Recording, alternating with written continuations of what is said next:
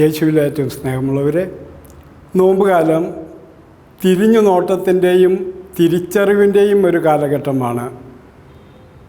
നാം നമ്മെ തന്നെ തിരിച്ചറിയണം. ആ തിരിച്ചറിവ് നന്മയിലേക്ക് നമ്മെ നയിക്കണം. ദൈവം നമ്മെ സൃഷ്ടിച്ചത് ദൈവത്തിൻ്റെ ഛായയിലാണ്. ആ ഛായ നമുക്ക് നഷ്ടപ്പെട്ടു പോയിട്ടുണ്ടെങ്കിൽ ദൈവം ആഗ്രഹിക്കുന്ന ആ രീതിയിലേക്ക് തന്നെ മടങ്ങി വരികയാണെന്നുള്ളതാണ് ഈ നോമ്പുകാലത്ത് നമുക്ക് ചെയ്യാനായിട്ടുള്ളത്. വഴിയിൽ പലപ്പോഴും പല രൂപങ്ങളൊക്കെ വെച്ചിരിക്കുന്നത് നമ്മൾ കാണും. പ്രത്യേകിച്ചും മഹാത്മാഗാന്ധിയുടെ രൂപങ്ങൾ.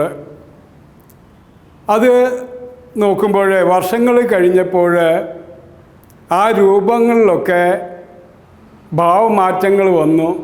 ചിലപ്പോഴൊക്കെ കിളികൾ കാഷ്ടിച്ചിട്ടായിരിക്കാം, അതല്ലെങ്കിൽ പഴക്കം കൊണ്ട് അതിൻ്റെ പെയിൻ്റ് അടന്നു പോയിട്ടായിരിക്കാം, അതുമല്ലെങ്കിൽ ഒരു പക്ഷേ കുട്ടികൾ വികൃതി കാണിച്ച് മുഖത്തെ കണ്ണാടി നഷ്ടപ്പെട്ടതായിരിക്കാം.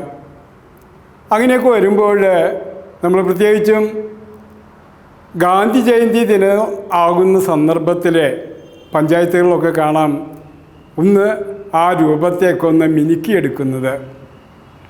ആ രൂപം പഴയ അവസ്ഥയിലേക്ക് ആക്കാനായിട്ടുള്ളൊരു പരിശ്രമം അവിടെ നമ്മൾ കാണുന്നുണ്ട്. ഇതുപോലെ തന്നെയാണ് നോമ്പുകാലത്ത് നമ്മൾ നമ്മെ തന്നെ ഒന്ന് വിശുദ്ധീകരിച്ചെടുക്കുന്ന പ്രക്രിയ നടത്തുക. പഴയ അവസ്ഥയിലേക്ക്, ദൈവത്തിൻ്റെ ഛായയിലേക്ക് നമ്മൾ തിരിച്ചു നടക്കാനായിട്ട് ശ്രമിക്കുമ്പോൾ ചില സന്ദർഭങ്ങളിൽ ചില ചെത്തിമിനുക്കലുകളൊക്കെ ആവശ്യമായിരിക്കും. അതിനുവേണ്ടിയാണ് നോമ്പുകാലത്ത് പ്രത്യേകമായിട്ടുള്ള കുമ്പസാരം, പാപപരിഹാരത്തിനായിട്ടുള്ള ത്യാഗപ്രവൃത്തികൾ, അങ്ങനെയൊക്കെ നമ്മുടെ രൂപത്തെ ഒന്ന് ശരിയാക്കി എടുക്കേണ്ടതുണ്ട്. ദൈവം ആഗ്രഹിക്കുന്ന രീതിയിൽ തന്നെയാണോ നമ്മുടെ രൂപം എന്ന് നമ്മൾ പരിശോധിച്ചറിയുക. യോഹന്നാൻ്റെ സുവിശേഷത്തിൽ 12-ാമത്തെ അധ്യായത്തിൽ 44 മുതൽ 50 വരെയുള്ള വാക്യങ്ങളിൽ കർത്താവ് തൻ്റെ രൂപത്തെക്കുറിച്ച്, തൻ്റെ ജീവിതത്തെക്കുറിച്ച് തന്നെ വ്യക്തമാക്കുന്നുണ്ട്. യേശുവിൽ വിശ്വസിക്കുന്നവർ പിതാവായ ദൈവത്തിൽ തന്നെയാണ് വിശ്വസിക്കുന്നത് എന്ന് അവിടെ ഈശംശിക പറഞ്ഞു വയ്ക്കുകയാണ്. തന്നെ കാണുന്നവൻ പിതാവിനെ തന്നെ കാണുന്നു എന്ന് അവിടുന്ന് വ്യക്തമാക്കുകയാണ്. ഒരിക്കൽ പീലിപ്പോസിനോടും ഇപ്രകാരം തന്നെ പറഞ്ഞു, എന്നെ കാണുന്നവൻ എൻ്റെ പിതാവിനെ തന്നെയാണ് കാണുന്നത്, പിന്നെ നീ പിതാവിനെ ഞങ്ങൾക്ക് കാണിച്ചു തരിക എന്ന് പറയുന്നത് എന്തുകൊണ്ടാണ് എന്ന്. അപ്പോൾ യേശുവിൻ്റെ രൂപവും ഭാവവും ഒക്കെ പിതാവിൻ്റെ രൂപവും ഭാവവുമാണ്. യേശുവിൻ്റെ സംസാര രീതി പിതാവ് ആഗ്രഹിക്കുന്നത് പോലെയാണ്. പിതാവ് കൽപ്പിച്ചത് മാത്രമേ അവിടുന്ന് പ്രവർത്തിക്കുന്നുള്ളൂ.